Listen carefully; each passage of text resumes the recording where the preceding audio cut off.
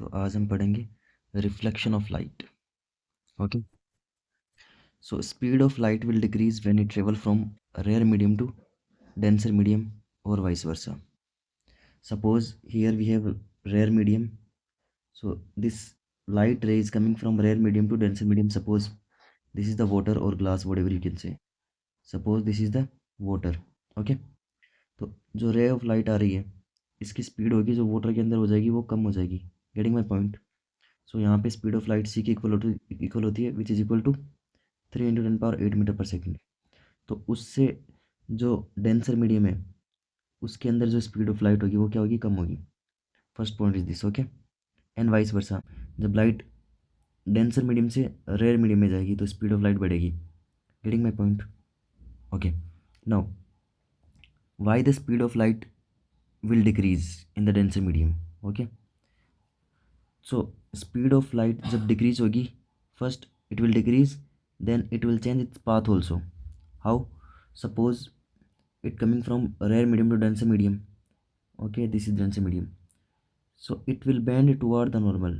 So this is the normal, so this is the normal ray.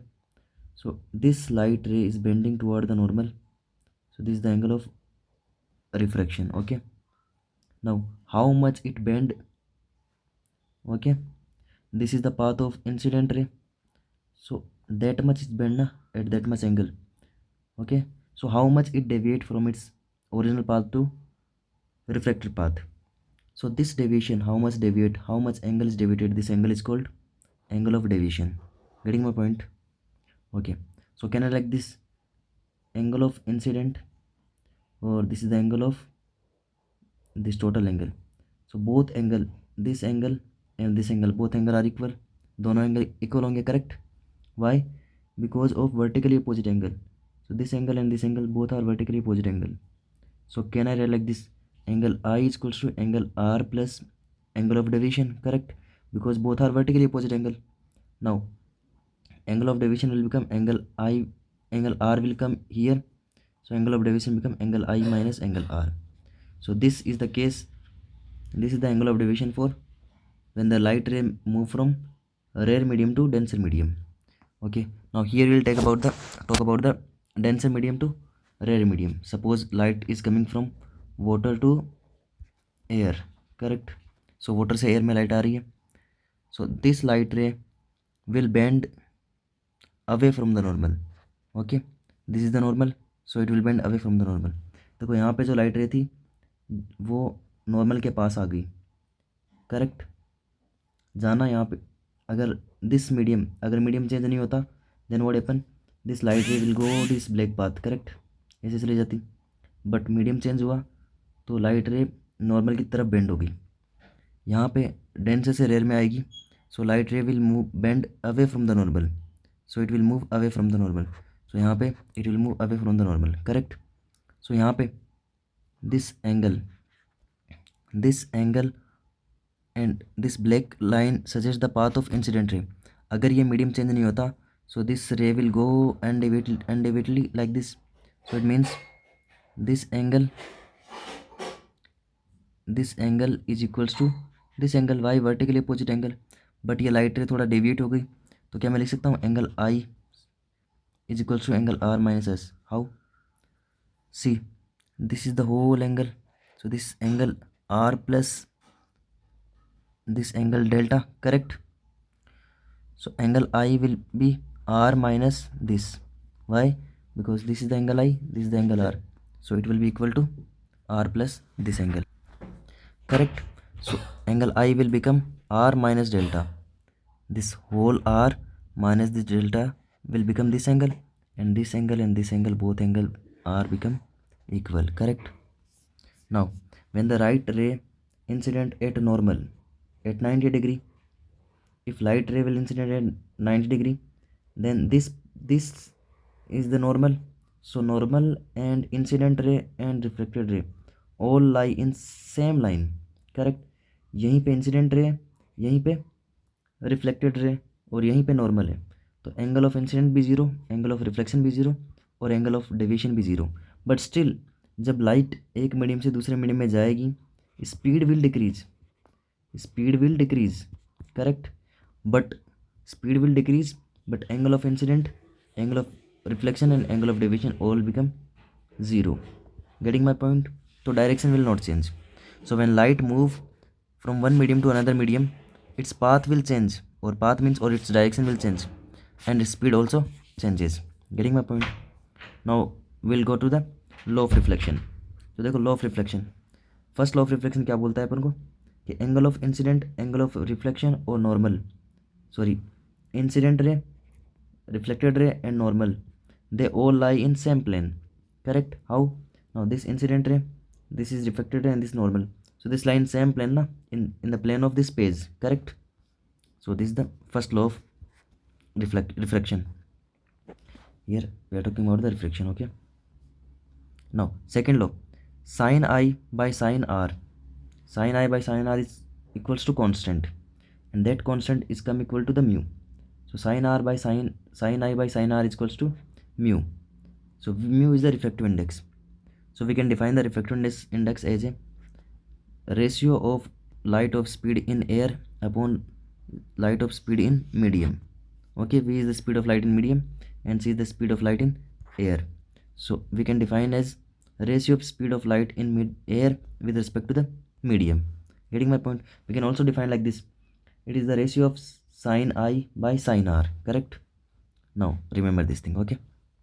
Now I told you that if refractive index will increase, for denser mediums refractive index is more, correct? Here mu is 1 and here mu is greater than 1, correct? Getting my point?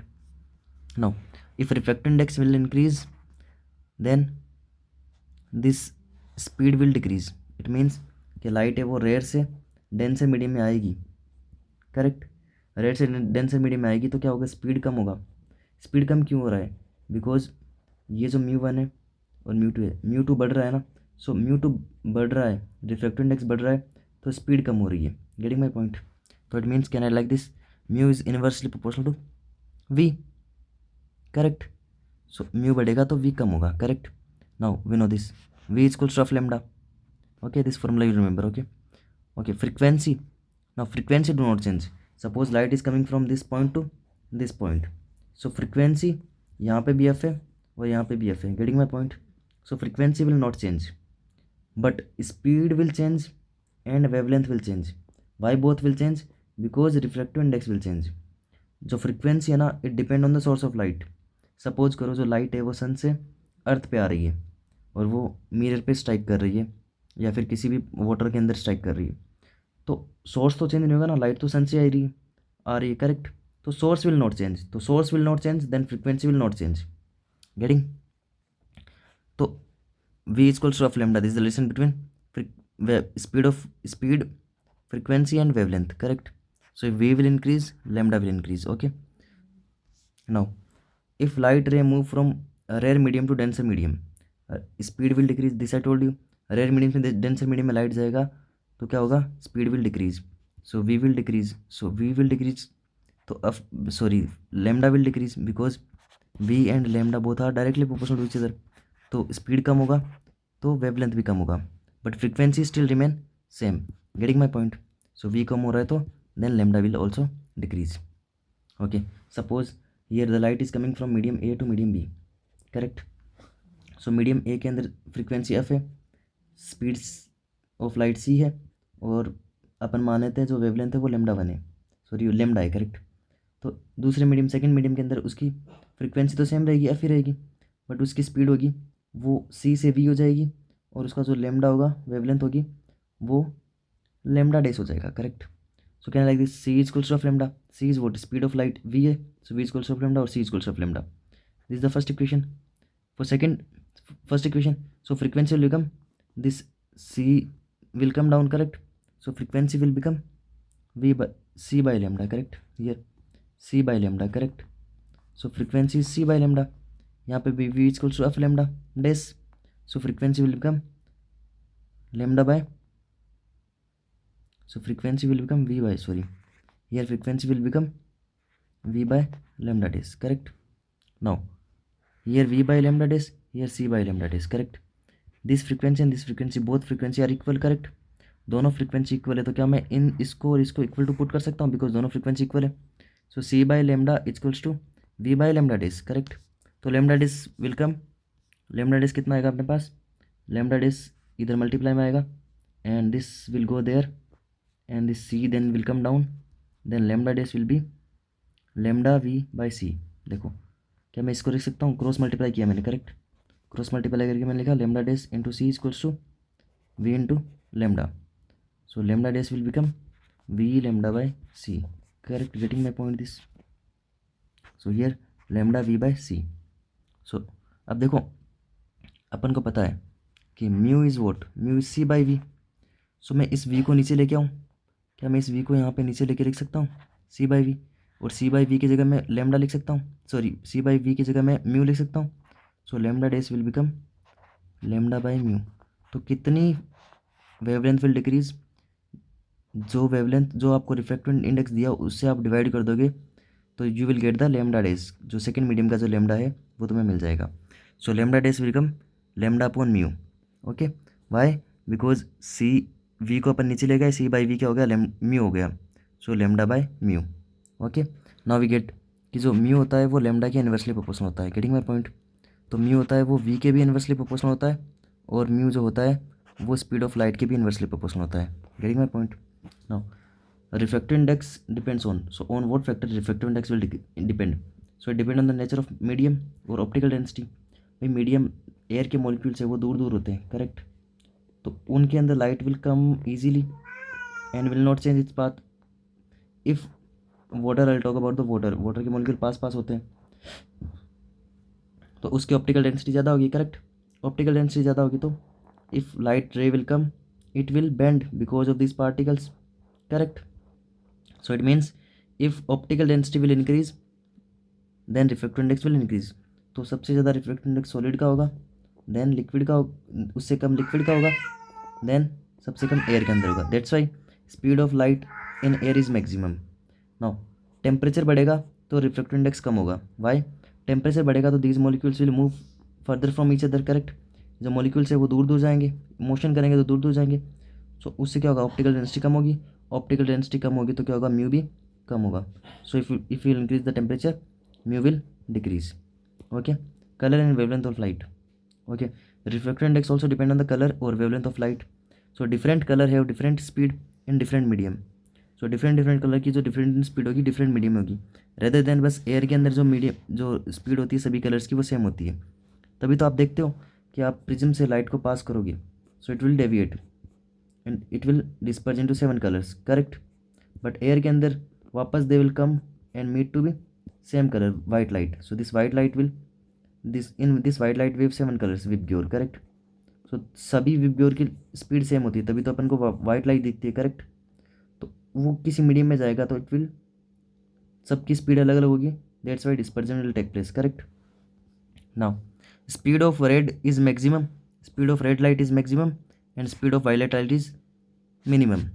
तो अगर red light की speed maximum है और violet light की speed minimum है, so V R is greater than V violet. तो आपको पता है कि V equals to F lambda, V equals to lambda for F lambda. So V बढ़ेगा इसका मतलब लेमडा भी बढ़ेगा क्योंकि फ्रीक्वेंसी तो कॉन्स्टेंट रहती है.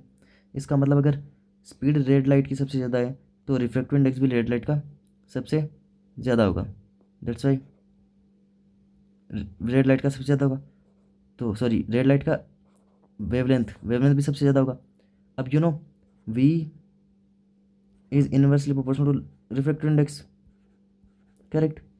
तो वी ज़्यादा होगा इसका मतलब उसका म्यू कम होगा. इसीलिए जो वायलेट लाइट का होगा वो म्यू ज़्यादा होगा और रेड लाइट का म्यू कम होगा. क्यों, देखो इधर देखते हैं. मैंने बोला कि स्पीड रेड लाइट की ज़्यादा होगी, इसका मतलब वेवलेंथ भी रेड लाइट का ज़्यादा होगा. क्यों, क्योंकि अपन को पता है relation V equals to F lambda. So V बढ़ेगा तो एफ बढ़ेगा, तो स्पीड रेड लाइट की ज़्यादा होगी तो वेवलेंथ भी ज़्यादा होगा. But I told you V is inversely proportional to mu. Correct. तो वी ज़्यादा होगा तो रिफ्रैक्टिव इंडेक्स कम होगा. तो इसका मतलब जिसकी स्पीड कम होगी उसका रिफ्रैक्टिव इंडेक्स ज़्यादा होगा. तो स्पीड कम किसकी होती है, वायलेट लाइट की, इसीलिए उसका वेवलेंथ सॉरी उसका जो रिफ्रैक्टिव इंडेक्स होगा वो ज़्यादा होगा as compare to red light, है ना. तो V is inversely proportional to lambda. So V inverse proportional to, sorry, mu is